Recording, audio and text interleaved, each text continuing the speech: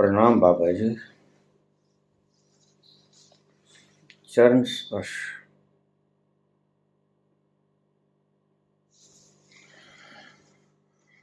बाबा जी, परमात्मा ने सृष्टि को कैसे बनाया, कहाँ से मटेरियल लेके आया, ये सारा ताम झाम, ये विराट पदार्थ और इतना कुछ एक्यूरेसी से भरा हुआ परमात्मा ने सृजना को, सृष्टि को कैसे बनाया।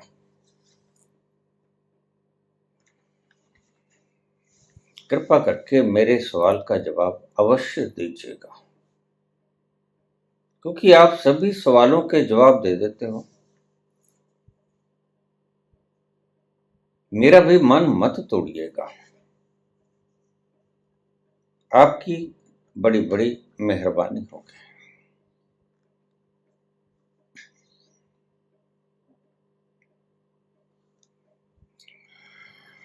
अनिरुद्ध,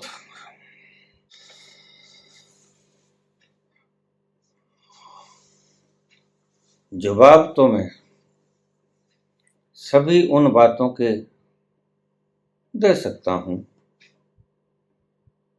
जो जवाब देने योग्य हैं, और पागलपन का मेरे पास कोई जवाब नहीं। और ऐसे सवाल पागल ही क्या करते हैं, जिनकी बुद्धि हिल गई हो अपने स्थान से, वो ही ऐसे प्रश्न पूछा करता है। किसी फिलोसफिकल गुरु से पूछ लीजिए, जहां बड़े से बड़े दिमाग लगाने वाले आचार्य और सदगुरु बैठे, वो जवाब दे देंगे।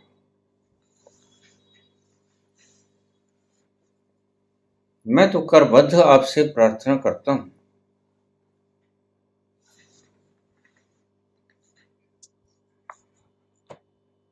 क्षमा सहित याचना करता हूं कि ऐसे प्रश्नों का जवाब मेरे पास तो नहीं।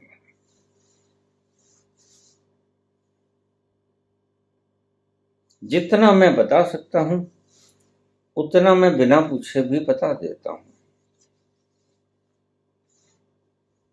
और मैं जो बताता हूं वह मेरी अनुभव की कसौटी से आता है, न शास्त्र से आता है, न किसी गुरु से आता है, कहीं से नहीं आता, मेरे स्वयं के अनुभव से आता है। अन्यथा मैं कुछ बोलता नहीं। तो ये सारी सृष्टि परमात्मा ने कहां छुपा रखी थी, जहां से निकाल के दिया, ये मुझे तो पता नहीं, लेकिन आपको जवाब देने वाले अवश्य मिल जाएंगे, यह है मेरी गारंटी। कोई अष्टावक्र की तरह जवाब देने वाले, अष्टकोणीय उत्तर आपको देने वाले मिल जाएंगे, लूले लंगड़े आपको मिल जाएंगे, और आप उनकी बातों को मान लेना, क्योंकि ऐसे पागलों को पागल जवाब ही मेरा करते हैं। बस तुम्हारा इस तरह के प्रश्न पूछना एक बात को इंगित करता है कि उस परमात्मा के परम रस में तुम्हारी कोई रुचि नहीं है। जब परमात्मा उस परम आनंद के भीतर बैठा हुआ है हर वक्त, और व्यक्ति उसकी तलाश में निरंतर लगा रहता है,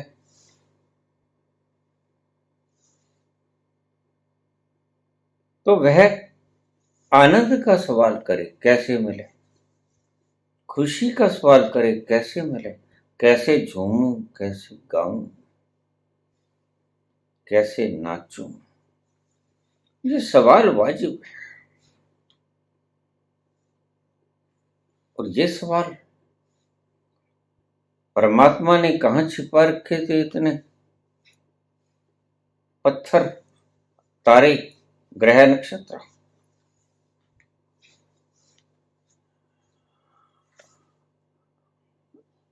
मैं तो इसका जवाब नहीं दे सकूंगा।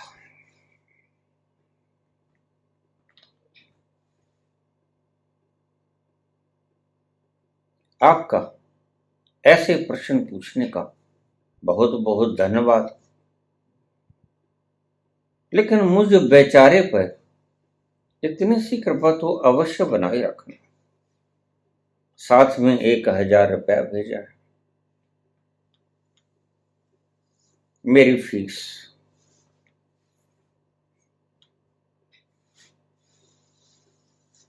तो अपना एड्रेस दे दीजिए, बैंक का अकाउंट, मैं वापस भेज देता हूं।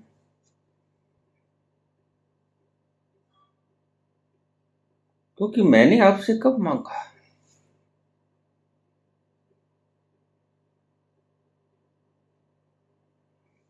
तुम हमेशा अपने मन की लालची प्रवृत्ति के हिसाब से ही सोचते हो। जैसे तुम्हारे कर्मचारी हैं, ये पटवारी हैं।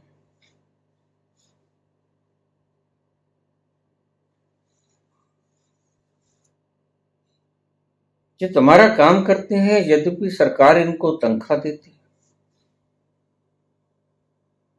लेकिन जब तक रिश्वत न थमाओ इनके हाथ में,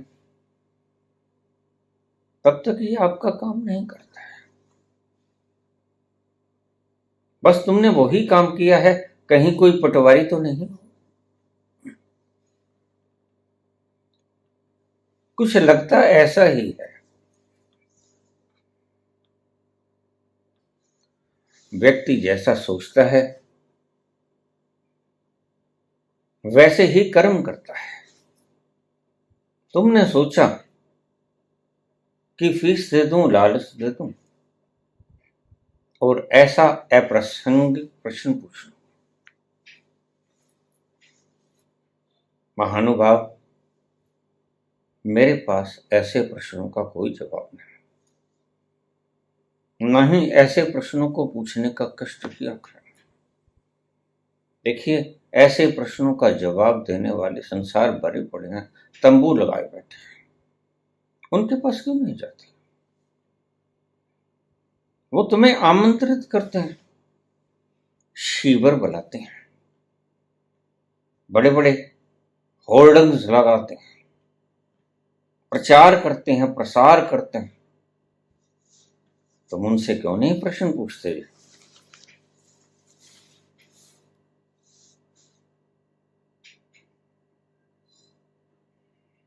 मेरी गरीबी के ऊपर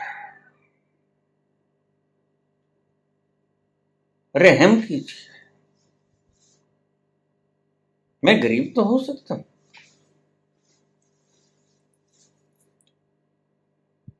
लेकिन जितनी मेरी जरूरतें हैं उतने तुम पूरा मत करो। क्योंकि मैंने उस विराट को देख लिया है जो सारे जगत के कण कण की जरूरत पूरी करता है। इसलिए तुम तो कष्ट मत करो। आपसे तो मैं करबद्ध प्रार्थना करता हूं।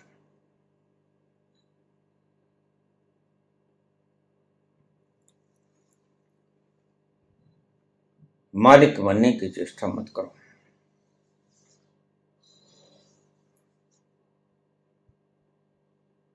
इस संसार को चलाने वाला एक मौजूद है और उसे मैं जानता हूं। जानता हूं, मैंने कहा, मानता मानता तो मैं किसी भी चीज का नहीं। मैं उसे जानता हूं।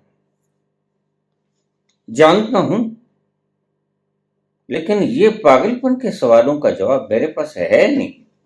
ऐसा नहीं कि सवालों के जवाब मैं देता नहीं,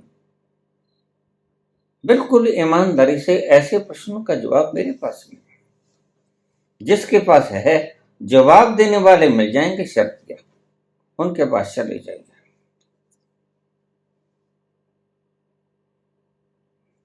वो घोषणाएं भी करते हैं, अपने एड्रेस भी लिखाते हैं, होर्डिंग्स पे अपने चेहरे मोहरे भी लगाते हैं। उनको ढूंढने की भी आवश्यकता नहीं पड़ती। इसलिए मेरे हाल पे रहम करो। उनसे पूछो जो दावा करते हैं कि हम जानते हैं। मैं तो नहीं जानता, और बिना शक नहीं जानता, और मैं उद्घोष करता हूं कि मैं ये नहीं जानता। और जो मैं जानता हूं आपके लिए हाजिर है। मैंने कभी छुपाने की चेष्टा की नहीं। तो कृपा करना ऐसे संसारिक कामों से मुझे तो बचाए रखो। 60 फुट भीतर बैठा हूं अपने घर से,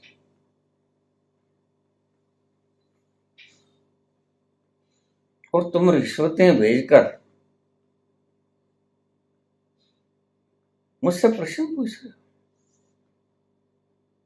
मैं कुछ भी बोल दूंगा अंशंत।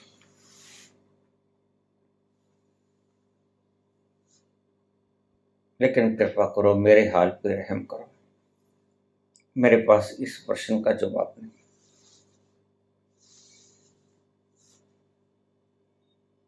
मेरे से तो पूछो शराब का नशा कैसा होता है, वो सागर और मौन आनंद की झील कैसी होती है, बता पाऊंगा। उसका स्वाद कैसा है, कोशिश करूंगा बताने की। वह कैसा है, कोशिश करूंगा बताने की।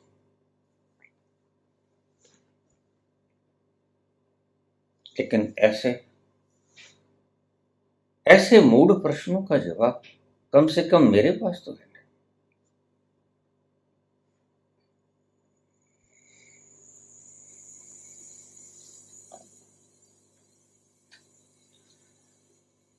मेरी फरियाद तेरे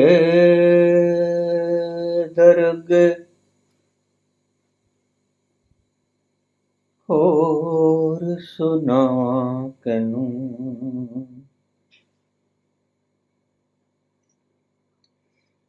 मेरी फरियाद तेरे दरगे और सुना कैनू।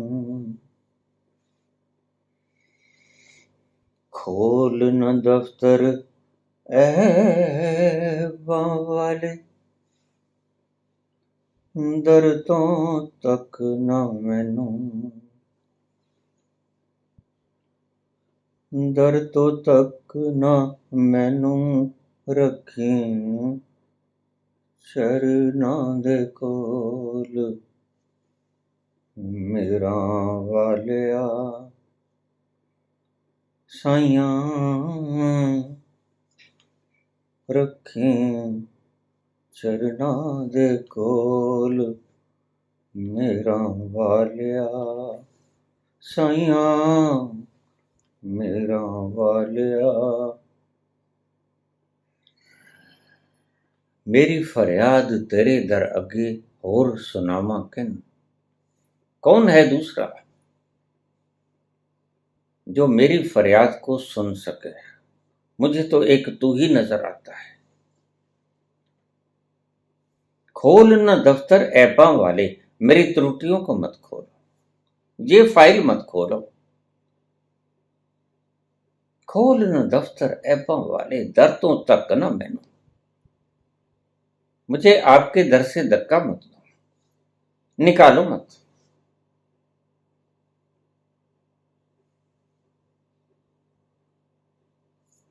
अपने चरणों के करीब रखो, यही मेरी फरियाद है तुम्हारे आगे।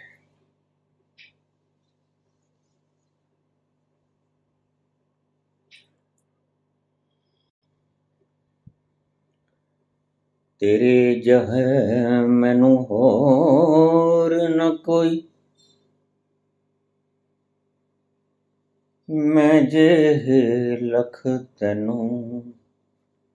तेरे जैसा मुझे और कोई नहीं, और मेरे जैसे लाखों हैं तुम्हारे पास। तैं जैसा मैनू होर न कोई,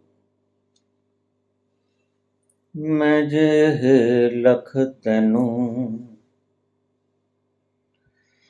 जे मेरे विच ऐब न हुंदे, तू बख्शिंदा कैनू। अगर मेरे में ऐब ना होता तो तू बख्शता किसको? तू बख्शनहार है मेरी ऐबों के सर पे। अगर मैं ऐब ना करता, हे परवरदिगार, तू बख्शता किसको? तेरी बख्शीश हम लोगों के गुनाहों के आश्रित है। हम अगर गुनाह ना करें तो तू बख्शेगा किसको?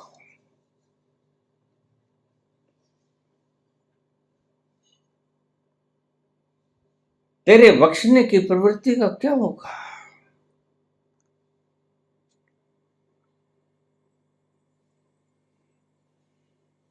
जे मेरे विच ऐब न हुंदे, तू बख्शिंदा कैनू। तू बख्शिंदा कैनू, रखी चरनां दे कोल मेरा वालिया। साइयां रखी चरनां दे कोल मेरा वालिया।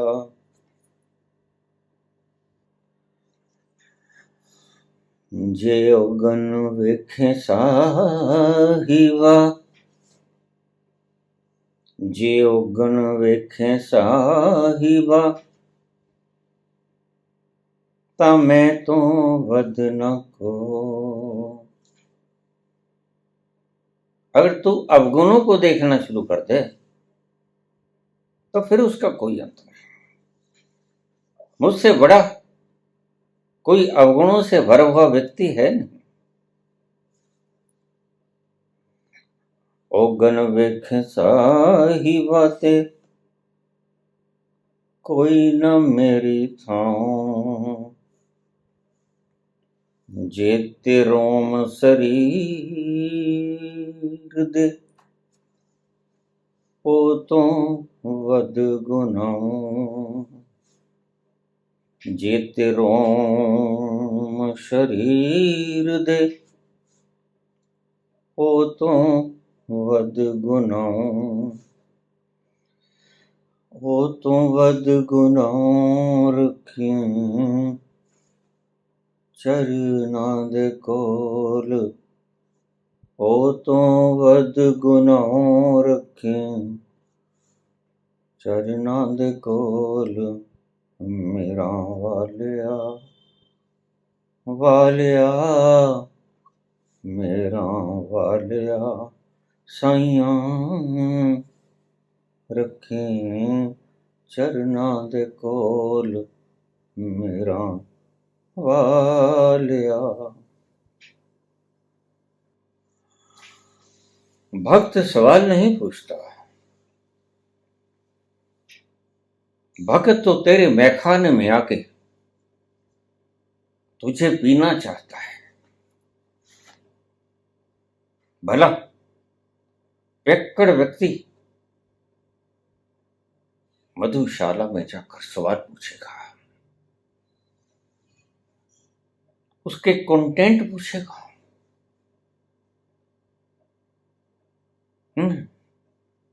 वह तो उसे पीकर झूमने की चेष्टा करेगा। जो गूंगा गुड़ खाए कहे कौन मुख स्वाद, बस वो गुड़ खिला दो मुझे, मैं गुड़ के बारे में कुछ भी तो नहीं जानना चाहता। और देखिए, जो गुड़ के बारे में जानना चाहते हैं उनसे बड़ा मूड कोई नहीं। भूख लगी है तुम्हें, प्यास लगी है तुम्हें, जन्मों जन्मों से तुम भूखे हो, जन्मों जन्मों से तुम प्यासे हो। तो ऐसे में अगर भोजन की थाली तुम्हारे सामने परोस दी जाए तो क्या तुम पूछोगे कि यह बना कैसे? तुम चट कर जाओगे, हड़प कर जाओगे। तुम्हारे ऐसे प्रश्नों का पूछ इंगित करता है कि प्यास अभी जगी नहीं, भूख अभी लगी नहीं।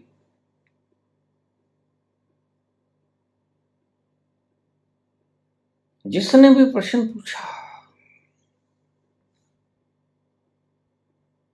ध्यान से समझना, सुनना, वो अज्ञानी था। और जो भी प्रश्न पूछेगा कभी वह अज्ञानी ही होगा। मुमुक्षु तो कहेगा थोड़ा पिला दे,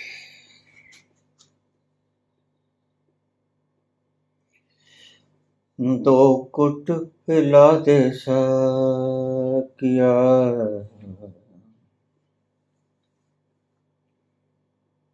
दो कुट पिला दे साकिया, बाकी मेरे ते डोल दे, दो कुट पिला दे साकिया, बाकी मेरे ते रोड़ दे, दो कुट पिला दे साकिया। वह तो पीने की बात करेगा। जिसने पूछा कि ये बनी कैसे, ये आई कहां से, किस फैक्ट्री के उत्पाद है ये, किस किस कंटेंट से बना है, ये कैसे बना है, तो समझना उसे आज तक शराब का स्वाद नहीं आया। भला शराबी पूछा करता है ये कैसे बनी? शराबी तो गटक जाता है प्यालों को और जरा भी संकोच नहीं करता। जो पैमाना उठाते हैं वो थर्राया नहीं करते। तुम्हारा प्रश्न पूछना थर्राना है। तुम हर वक्त थर्राते रहते हो। कोई ना कोई प्रश्न तुम्हें आंदोलित करता रहता है, तुम्हारी खोपड़ी को। लेकिन मैं तुम्हें सदा से कहता रहा हूं, जो तुम्हें आंदोलित करे वह कूड़ा है। जो तुम्हें ठहरा दे, आंदोलनहीन कर दे, कोई प्रश्न मत जन्मे, बस तुम्हें पीने की जिज्ञासा जग जाए, पिपासा जग जाए। कैसे पी लूं? और जिसने भी एक बूंद पी, एक बूंद से सबर नहीं होता, एक बूंद से तो प्यास बढ़ जाती है।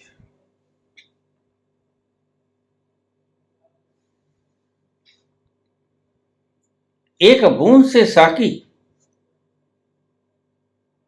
सामने खड़ा दिखता है, बस ये एक बूंद का कमाल है। और फिर व्यक्ति ये नहीं पूछता कि ये तूने क्या पिला दिया, ये बना कैसे था, ये है क्या, बस वो तो कहता है और जरा सी दे दे साकी, और जरा सी और जरा सी दे दे साकी, और जरा सी और, कैसे रहूं चुप के मैंने पी ही क्या है, होश अभी तक है बाकी, और जरा सी दे दे साकी, और जरा सी और, कैसे रहूं चुप के मैंने पी ही क्या है। एक ही तो बूंद पे लाई है और इस बूंद ने ही आग लगा दी, इस बूंद ने ही प्यास जगा दी। होश अभी तक है बाकी, और जरा सी दे दे साकी, और जरा सी और, थोड़ी सी और पिलाते, थोड़ी सी और।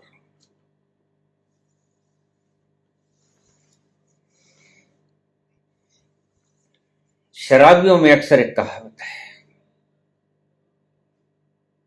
पहला पैग शराबी पीता है, फिर शराब शराबी को पीती है। बस यही परमात्मा का गुण है। पहला पैग तो गुरु पिलाता है तुम्हें, फिर तुम उस गुरु को पीना शुरू कर देते हो। पहला पैग गुरु तुम्हारे लबों को लगाता है,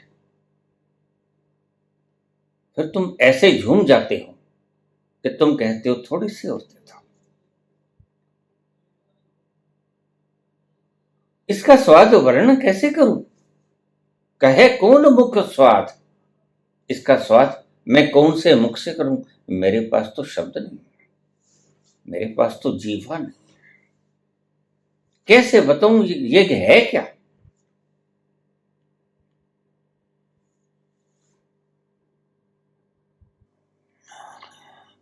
ओखे वेले कोई नहीं ना, बाबुल वीर नमाऊं, ओखे वेले कोई नहीं ना, बाबुल वीर नमाऊं, सबे टक्का देम दे, कोई न पकड़े बाऊं, सबे टक्का देम दे, कोई न पकड़े बाऊं, कोई न पकड़े बाऊं, रखें चरना दे कोल, मेरा वालिया साइया, रखें चरना दे कोल, मेरा वालिया साइया।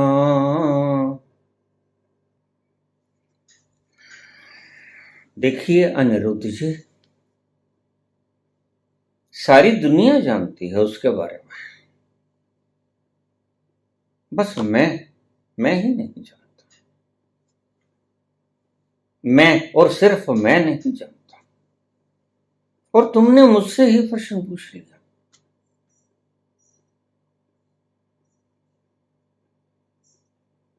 यह कैसा मजाक। जो जानते हैं उनसे पूछ लो। चारों कूटों में बैठे दिखाई पड़ेंगे, एक ईंट उखाड़ोगे और नीचे से 4 मिलेंगे जो तुम्हें बताएंगे, हाँ मेरे पास बैठ जाओ, मेरे आश्रम में आ जाओ, मेरी कुटिया में आ जाओ, मैं तुम्हें बताऊंगा वह क्या है, कहां से लेके आया सारा कुछ, कहां छिपा रखा था सारा माल, मैं जानता हूं।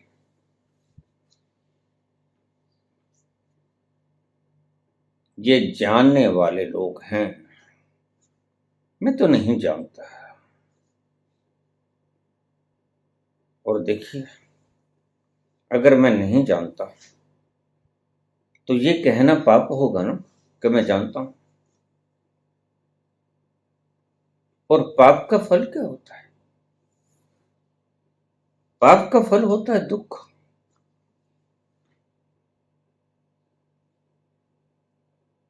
लेकिन जब मैं जानता नहीं तो मैं ये पाप क्यों करूं? इसलिए कृपा कीजिए। अनिरुद्ध और इस तरह के बहुतेरे लोग कृपा करके मुझसे ऐसे प्रश्न मत पूछिएगा। तुम इस सृष्टि के बारे में पूछ रहे हो, कहां रखी थी उसने? मैं तुम्हें कहता हूं, मैं एक कण के बारे में नहीं जानता कि वो कहां से आया, उसने कैसे सृजन किया। और मुझे लोग अक्सर पूछ लेते हैं कि अगर तुम ये नहीं जानते कि इतना सारा कुछ वो कहां से लेके आया, कब ये सृजना शुरू हुई, कब ये सजी सारी सृष्टि कहां से लेके आया वो मटेरियल, अगर तुम ये नहीं जानते तो तुम क्या खाक जानते हो? मैंने कहा, जिसे तुम खाक कहते हो मैं तो उसे जरूर जानता हूं। तुम्हारे हीरे मोती जैसे प्रश्न मैं तो नहीं जानता। खाक, अलबत्ता खाक अवश्य जानता हूं।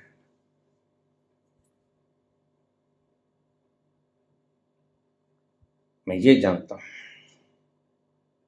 और वही बोलता हूं। मैं ये जानता हूं कि वो है। इससे ज्यादा मैं कुछ नहीं जानता। जो मैंने देखा वही मैं बोल रहा हूं। जो मैं जानता हूं वह है, और वह है, and I have seen that. मैंने उसे देखा है। ये देखना बोलने की तर्ज में आता है। यह देखने का अर्थ क्या है तुम्हें समझा नहीं सकता, क्योंकि आभास तो वायु का भी होता है। आभास तो पानी की गर्माइश और पानी की ठंडक का भी होता है। आभास तो दुख और दर्द का भी होता है। आभास तो मृत्यु के कंपन का भी होता है। आभास तो काम, क्रोध, लोभ, मोह, अहंकार का भी होता है। लेकिन क्षमा कीजिए, मैं आपको उसकी व्याख्या नहीं कर सकता। ये स्टैंप अवश्य लगा सकता हूं कि सृजना, ये सृष्टि अपने आप नहीं बनी। इस सृष्टि को बनाने वाला कोई सृष्टा है, ये मैं कह सकता हूं पूरी दावेदारी के साथ। इस पर मैं मोहर लगाता हूं, आपके बुद्ध पुरुषों ने चाहे कुछ भी कहा, मुझे उनके कहने से कुछ लेना देना नहीं। मैं तो यही बोलूंगा जो मैंने देख लिया, जो मैंने जान लिया। और जिसने जान लिया कि वो हो, वह उसके रथ पे बैठ जाता है और निर्भर हो जाता है। बस यही उसका लक्षण है, यही उसकी पहचान है। जिसने जान लिया कि वो है, मानना मानना नहीं, उसकी तो बात ही मैं नहीं कर रहा। मैंने अपने अंतस के अंतर में उतर के यह जाना कि वो है, और इसकी खोज शुरू हुई मेरे ट्रेन के हादसे के बाद। ये कौन है जिसने ऐसा कर दिया? तो फिर सब नास्तिकों का और सब बुद्धिवादियों का, सर्व तर्क शास्त्रियों का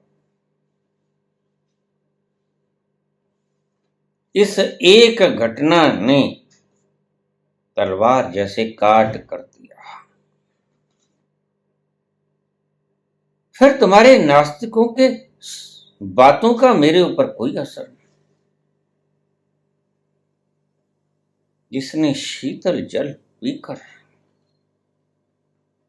अपने सूखे हुए कंठ की प्यास बुझाई हो, अपने प्राणों को तृप्त किया, जिसने स्वादिष्ट भोजन खाकर अपनी भूख मिटाई हो और अपने रोम रोम को तृप्त किया हो भूख से,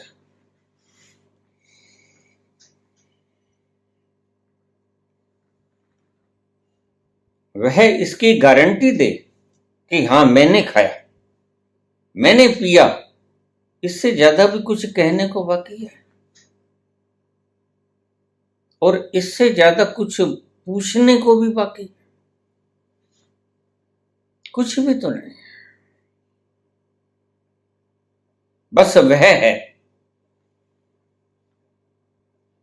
who can say with full guarantee?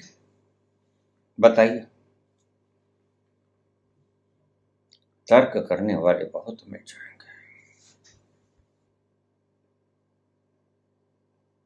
लेकिन जानने वाला कोई बिरला होता है। जानने वाला कोई नानक होता है, जानने वाला कोई कृष्ण होता है।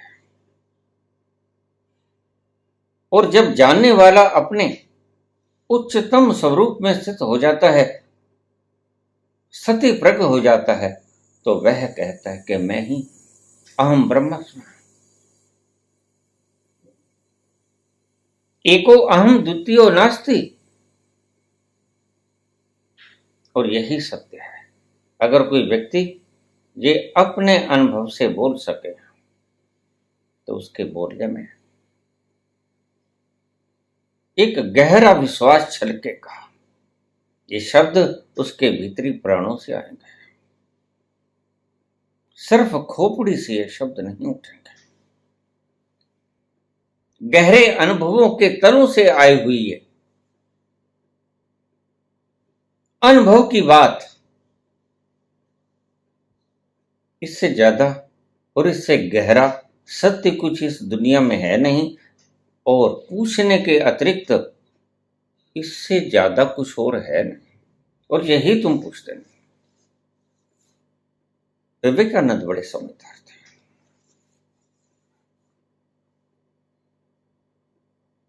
और तुमसे बड़ा मूर्ख कोई नहीं।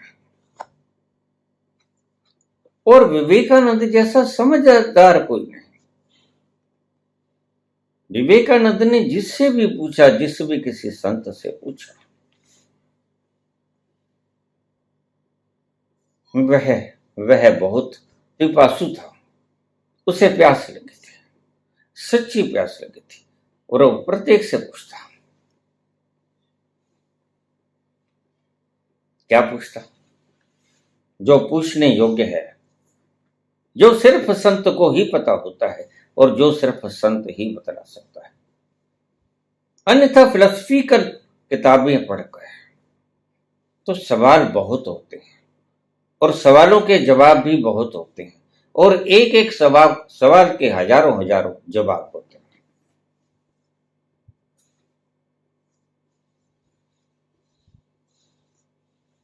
तो विवेकानंद पूछते, जिस भी गुरु से मिलते, परमात्मा है? कौन मूर्ख होगा जो कहेगा नहीं है? क्योंकि अगर वो कहेगा नहीं है तो उनका खाना पीना बंद हो जाएगा, और उनकी जिंदगी की सारी नैया तुम्हारी इस रिश्वत से चलती है? और कौन अपनी किस्ती को डगमगाने की कोशिश करेगा? तो वो कहते हाँ है, हाँ है। तो तुमने देखा है? हाँ देखा है। यहां तक भी कुछ नहीं बिगड़ता। पाखंडियों का यहां तक क्या बिगड़ता है? कुछ बिगड़ने वाला नहीं, क्योंकि ये दोनों सवालों के जवाब ऐसे हैं जिनका प्रतिकार आपके पास नहीं। जैसे कोई कहे कि पानी होता है और संत कहे कि हां होता है, और कोई कहे कि तुमने पिया है और संत कहे कि हां मैंने पिया है, तो यहां तक जवाब सभी दे देता है। लेकिन एक तीसरा प्रश्न, क्योंकि विवेकानंद पिपासु थे, विवेकानंद पीना चाहते थे, विवेकानंद पूछते थे तो सिर्फ यही पूछते थे कि वो है जो प्यास को बुझा दे, और सभी ने यह जवाब दिया कि वो है, क्योंकि अगर वो कह दें कि वो नहीं है, बुद्ध जैसा कलेजा कहां से लेके आए जो भरे तक तो ताश को लात मार के चला गया? वह किसी से नहीं पूछेगा कि परमात्मा है और तुमने पिया, तुमने देखा, वो नहीं कहेगा। वह खोजेगा, स्वयं खोजेगा। जब तुम सर्च कर सकते हो तो तुम करते क्यों नहीं? लेकिन उसके लिए फिर तुम तख्तो ताजों को लात मारने होगे, तुम्हारी डिग्रीज को छोड़ना होगा, तुम्हारी कुर्सियों को लात लगानी होगी। लेकिन बुद्ध कभी नहीं कहते कि मैं कपिल वस्तु का सिंहासन छोड़ के आया हूं। हाँ, ये बात अलग है। तुम्हारे आचार्य कहते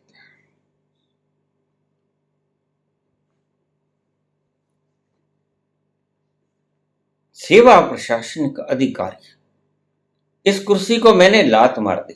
कहां लात मार दी भाई?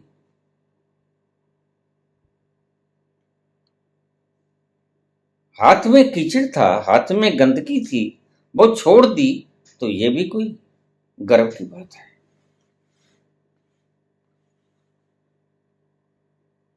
तो विवेकानंद कहने लगे तुमने पिया? कहते हाँ मैंने पिया। सभी कहते, लेकिन तीसरे जवाब पे आके वो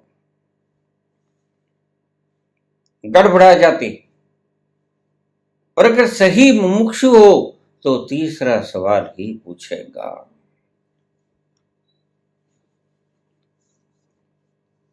पहले इस बात का सबूत तो ले लें कि जानता है इसने पिया है, तो फिर ही पूछेंगे ना कि तुम मुझे पिला सकते हो?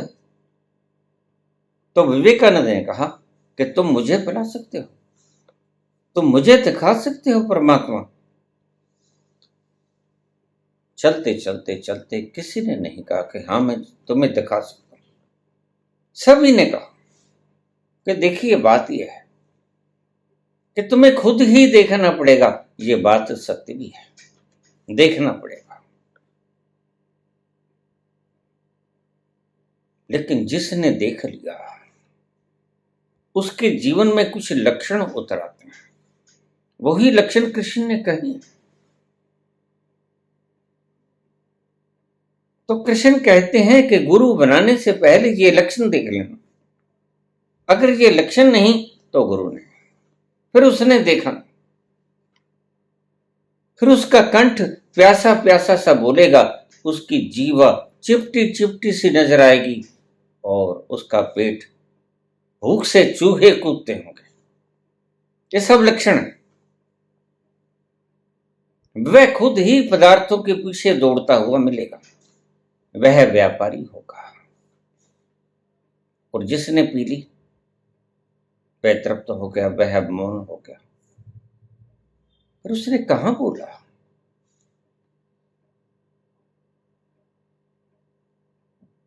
सुरत कलारी भई मतवारी, मदवा पी गई बिन बोले, मदवा पी गई बिन तोले। न तोल है, और जब वो पी लेता है तो मौन भी हो जाता है आदमी। ये उसकी पहचान है। वह गली गली कूचे कूचे जाके मंडप नहीं लगाता, और वह प्रचार और प्रसार नहीं करता, और अगर कोई आदमी प्रचार और प्रसार करता है होर्डिंग्स लगाता है और आपसे ये मांग करता है कि मेरे चैनल को ज्यादा से ज्यादा दान करो। क्यों करो भाई? क्योंकि लोक कल्याण हेतु मैं अपने इस जानने को दुनिया तक पहुंचाना चाहता हूं। बस यही लक्षण है कि अभी जाना है। दुनिया को बताने की जल्दबाजी बहुत जल्दी हो गई। तृप्ति का कोई अंश इनकी आत्मा के भीतर से छलकता नहीं। आनंद की कोई रसधार इनके प्राणों से सुगंध लिए उठती नहीं, महकायित नहीं करती तुम्हें। इनके बोलने के तरीके, इनका रंग ढंग खोपड़ी से आता है, प्राणों से नहीं। लेकिन संत का बोलना, संत का उठना, संत का चलना, संत का खाना, संत का पीना, संत का सोना उसके भीतरी तलों से आता है, प्राणों से आता है। बुद्ध सारी रात एक करवट सोते हैं,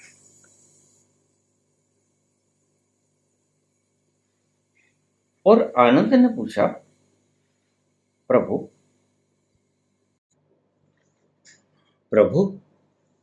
आप सारी रात करवट नहीं बदलते?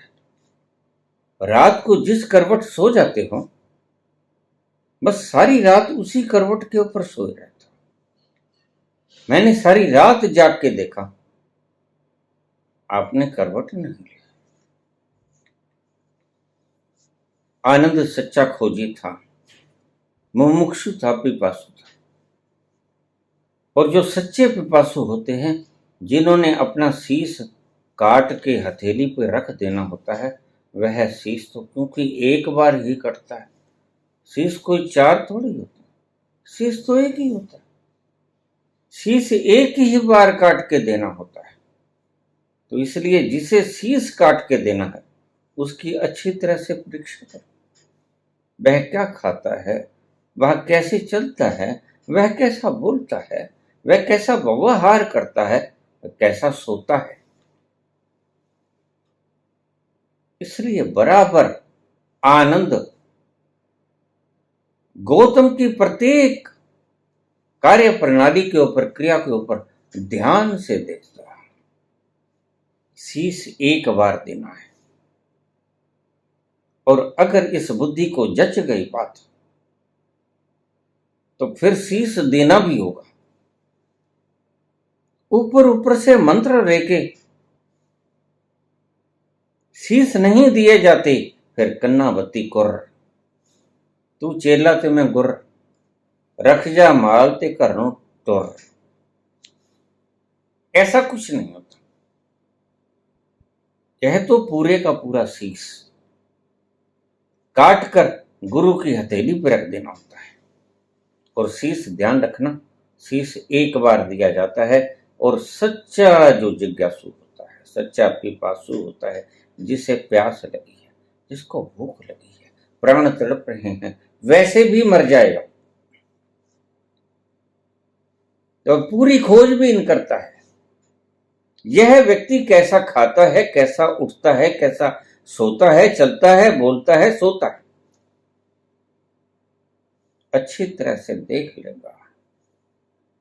और उस देखने में ही उसका शीश तली के ऊपर आ जाएगा, अपने आप रखना नहीं पड़ेगा।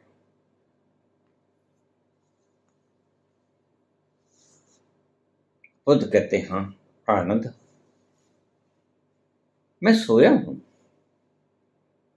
और ये देह देह बड़ी भारी है, 2 मन के करीब इसका वजन है। और कोई बेचारा, कोई छोटा सा प्राणी, कोई कीड़ा मकोड़ा आश्रय स्थल समझकर वहां बैठा हो और मैं करवट ले लूं तो वह तो इतना भार न झेल पाएगा, मर जाएगा। बस इतने ही करुणावान होते हैं संत।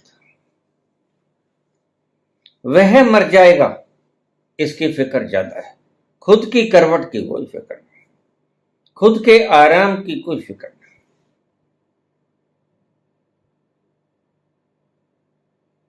और आनंद, आनंद का सारा अस्तित्व बुद्ध के प्रति समर्पित हो गया।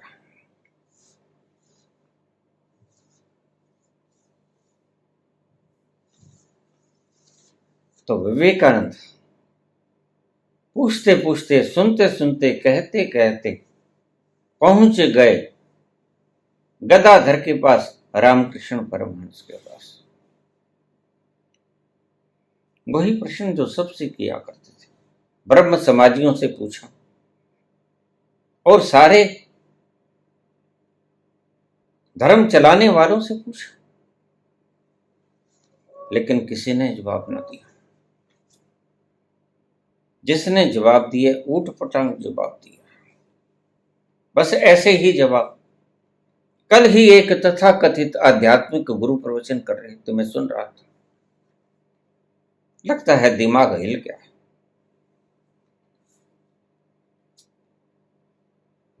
कुछ लोग कवियों जैसे होते हैं, तालियां बटोरते हैं, अगर नहीं ताली बजती तो कह के ताली बजवा लेते हैं, भाई उधर से थोड़ा कम आई है आवाज। मैंने देखा है। और महान कवि होते हैं और महंगे कवि होते हैं, भाई उधर से कम आई है तालियों की आवाज, ज्यादा आनी चाहिए। स्वयंभू ज्ञानी है ये। अरे खुद ही बज जाएगी भाई ताली, और ना भी बजी तो तुम्हारा क्या लेते हैं, तुम तो प्रसन्न हो रही है ना कविता कह के, इतना ही काफी नहीं है क्या?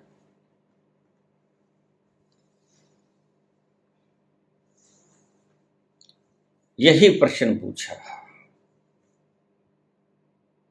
नदिया के उस पार एक छोटी सी कुटिया, उसमें बैठे हैं रामकृष्ण। वो तुम्हें बतला सकते हैं,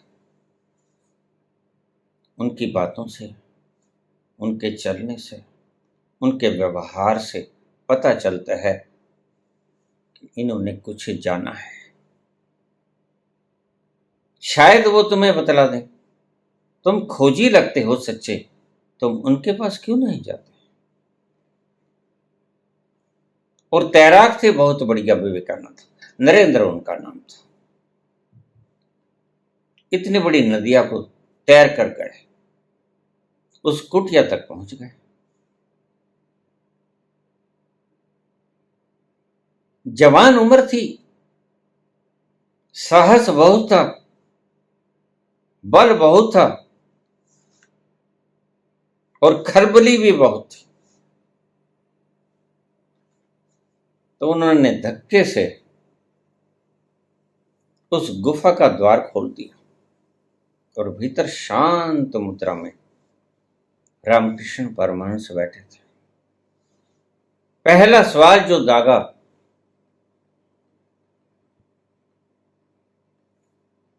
बुलेट की तरह, परमात्मा है?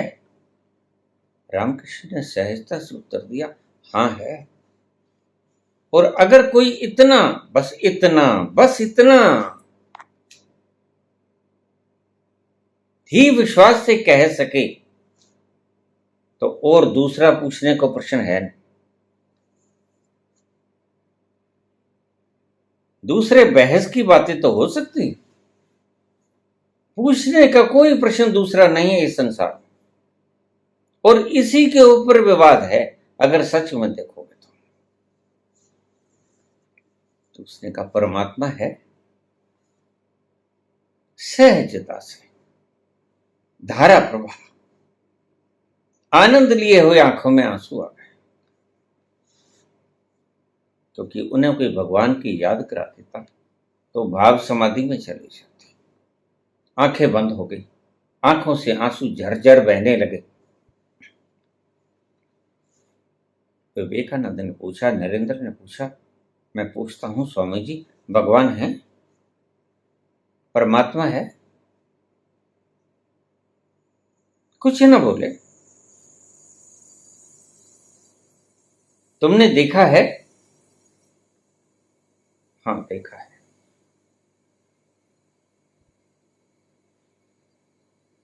उस देखने का प्रमाण क्या है? ये झरझर बहते हुए आंसू,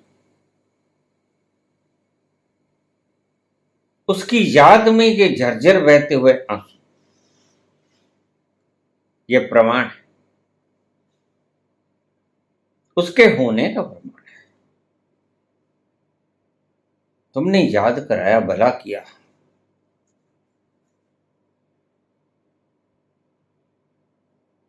पलटू शुभ दिन शुभ घड़ी, याद पड़े जब नाम, वही घड़ी शुभ है, वही दिन शुभ है जब उसकी याद आ जाए। और तुमने बड़ा याद कराया।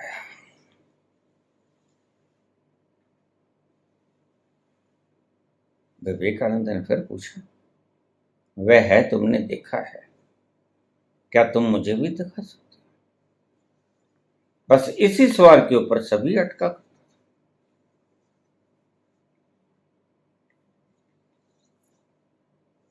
रामकृष्ण बोले, हाँ बिल्कुल, तुम देखना चाहते हो? नरेंद्र ने कहा, बेशक, बिला शक। आप मुझे शीघ्र कीजिए, मुझे दिखलाइए परमात्मा। तो उसने कहा, ठीक है, फिर बैठ जाइए, ये ले परमात्मा।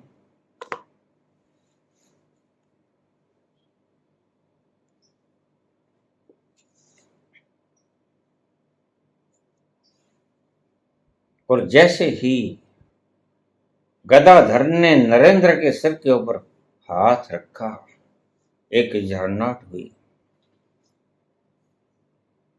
पहली रसधार की एक बूंद चख ली थी नरेंद्र ने, और फिर तो वो भीतर ही भीतर उतरता चला गया। ऐसे आनंद में खो गया जिस आनंद को उसने कभी चखा ही नहीं था। और फिर तो उसके प्राण मांगने लगे, और जरा सी दे दे साकी, और जरा सी, और कैसे रहूं चुप के मैंने पी ही क्या है, होश अभी तक है बाकी, और जरा सी दे दे साकी, और जरा सी, होश अभी बाकी है, अभी होश बाकी है। नरेंद्र नाथ का भी होश बाकी, और होश तब तक बाकी है जब तक कि वो चिल्लाया, तब तक होश थी। विवेकानंद लिखते हैं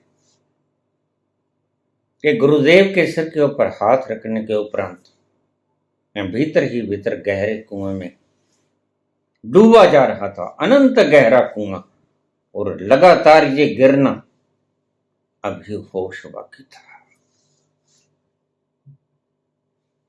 धीरे धीरे अपने ही अंतस में उतरना, और धीरे धीरे उस मुकाम पे पहुंचना जहां जाकर होश गायब हो जाता है।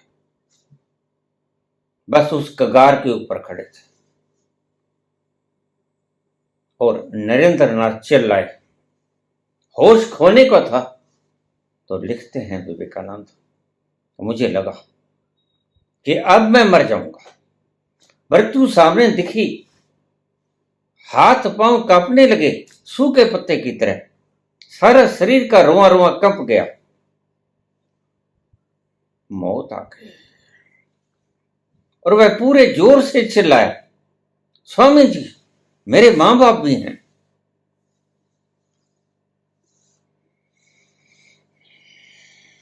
अच्छा, मां बाप भी हैं तो ठीक है, बाहर आ जाओ। गुरु जब तक तुम्हारे भीतर समर्पण की भावना संपूर्ण रूप से नहीं आती, गुरु जबरदस्ती तुम्हें उस तल पे नहीं लेके जाता। और यही तुम्हारी कमजोरी है, एक ही तुम्हारी कमजोरी है। वो कमजोरी है कि तुम मरना नहीं चाहते। एक मृत्यु है तुम्हारे सारे प्राणों को कपा देती है। यही मृत्यु सामने खड़ी थी और तुम्हारा रुआ रुआ कप जाता है। फिर तुम वहां से भाग खड़े होते हो। इसलिए गुरु अक्सर बैरी नजर आता है उस तट पर जाकर, ये कहां फंस गए। वह बट्टे और तराजू अच्छे थे, व्यापार कर लिया करते थे, 4 पैसे का रोजगार कर लिया करते थे। ये कहां आ गए, किस व्यक्ति के पास पहुंच गए।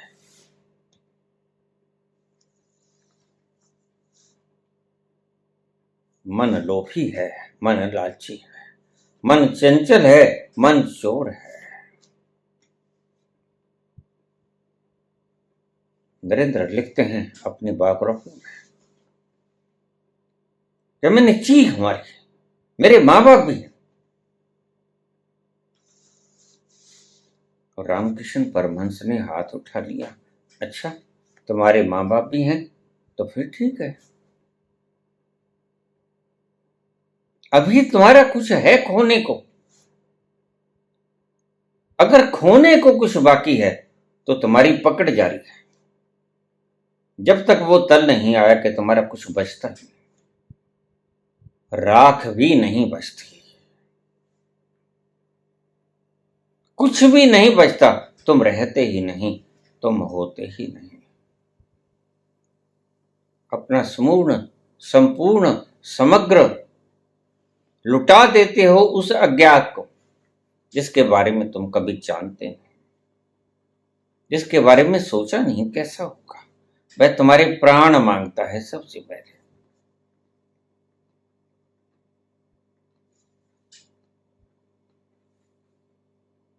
और वह तथाकथित सदगुरु बोल रहा था कि ये मंदिर, ये ऊर्जा के केंद्र हुआ करते थे। हॉस्पिटल की कोई जरूरत नहीं,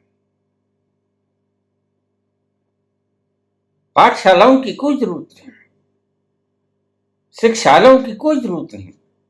जरूरत है तो मंदिरों की है। और जरूरत आज ये है कि हिंदुओं को उनके मंदिर मिल जाए।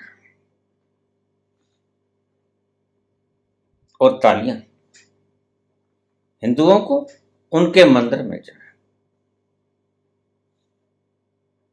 अगर आप गौर से देखोगे तो इस संसार में मार काट करवाने वाले, इतने लहू को बखेरने वालों के पीछे जो कारण है, बेसिक काज है, वो ये दुष्ट है, जो हमारे इतने गहरे में जाकर इस बात का बीज उड़ेल देते हैं कि अगर हमारे मंदिर हमें न मिले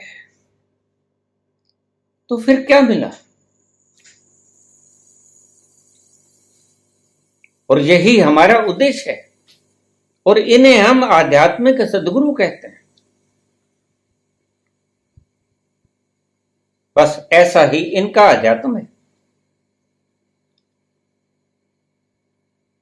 ये भाड़े के टट्टू हैं,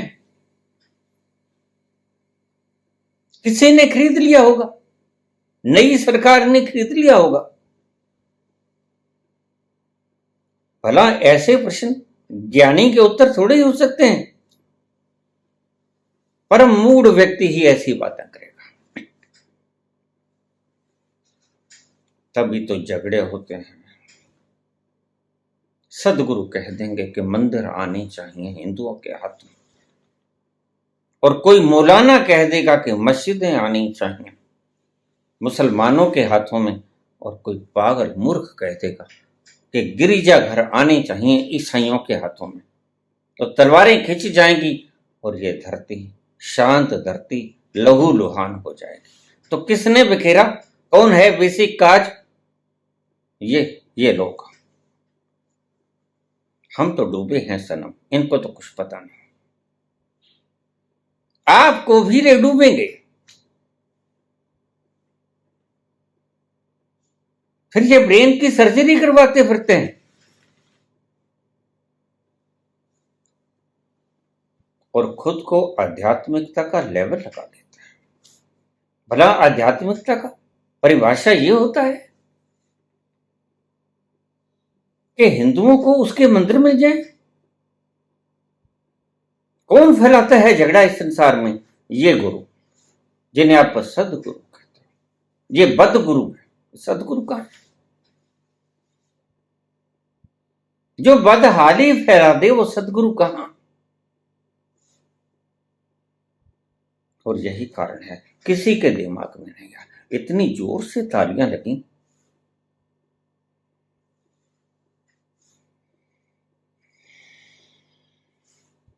मैंने पूरी श्वास भरी। अरे दुष्ट,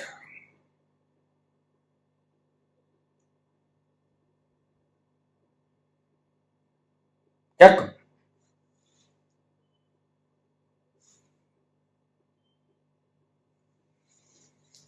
और हम बड़े मजे से सुनते हैं।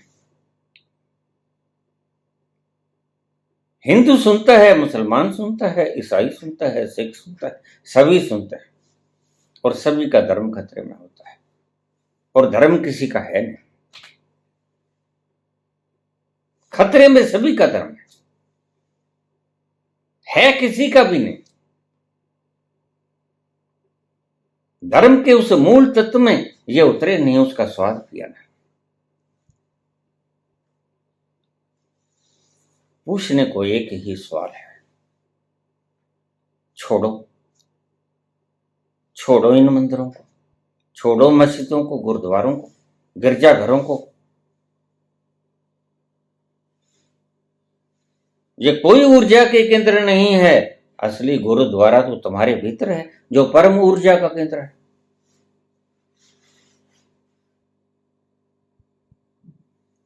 लेकिन इनके पास शब्दावली है, ये बेहतर भाषा का इस्तेमाल करके वोकैबुलरी है, तुम्हें सम्मोहित कर लेते हैं और सम्मोहित करके तुम्हारे अंतस में ऐसा जहर बखेरते हैं कि फिर तुम पागल हो जाते हो। जितने दंगे होते हैं इन सदगुरुओं की मूर्ख मंडलियों के कारण होते हैं। जरा विश्लेषण करके देखना।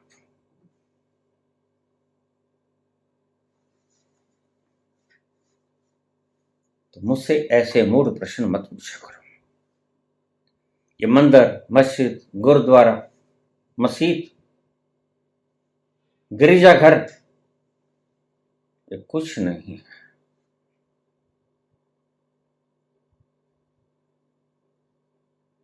भगवान तो तुम्हारे भीतर है। हिंदुओं को मंदिर चाहिए, लेकिन मुमुक्षु को अपने भीतर वो सतर चाहिए जहां जाकर परम खुशी का आभास होता है, जहां नाचने लग जाता है व्यक्ति मीरा की तरह, जहां गुनगुनाने लग जाता है व्यक्ति नानक की तरह, जहां सुरती लग जाती है कबीर की तरह। वहां है परम खुशहाली और वहां है परम ऊर्जा, और परम ऊर्जा का केंद्र तुम्हारे भीतर ही उपस्थित है। मुझको कहां ढूंढे रे बंदा है, मैं तो तेरे भीतर है।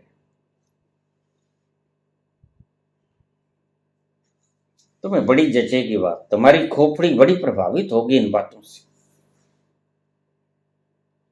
और मैंने पहले ही कहा कि ये खुद तो डूबे ही, हम तो डूबे हैं सनम, आपको भी ले डूबेंगे। अनिरुद्ध, मेरे से ऐसे प्रश्न मत पूछो। मैं करबद्ध प्रार्थना करता हूं, और ऐसे प्रश्न पूछने की मुआवजे और रिश्वत मेरे पास मत भेजा करो। मैंने कब मांगा आपसे? कब मांगा आपसे? क्यों भेजते हो मुझे?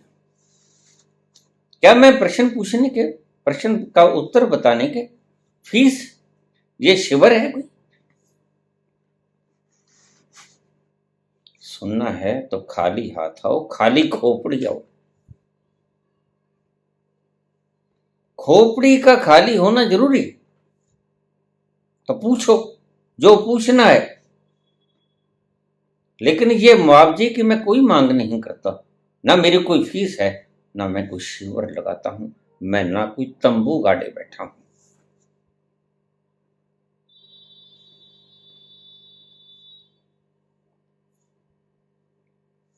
जो जानता है उससे पूछ लो। और मैं तुम्हें बता दूं कि बहुत लोग जानते हैं, और बहुत लोग ही नहीं जानते, सभी जानते हैं। मेरे अतिरिक्त सिर्फ मैं ही एक ऐसा हूं जो जानता है। धन्यवाद।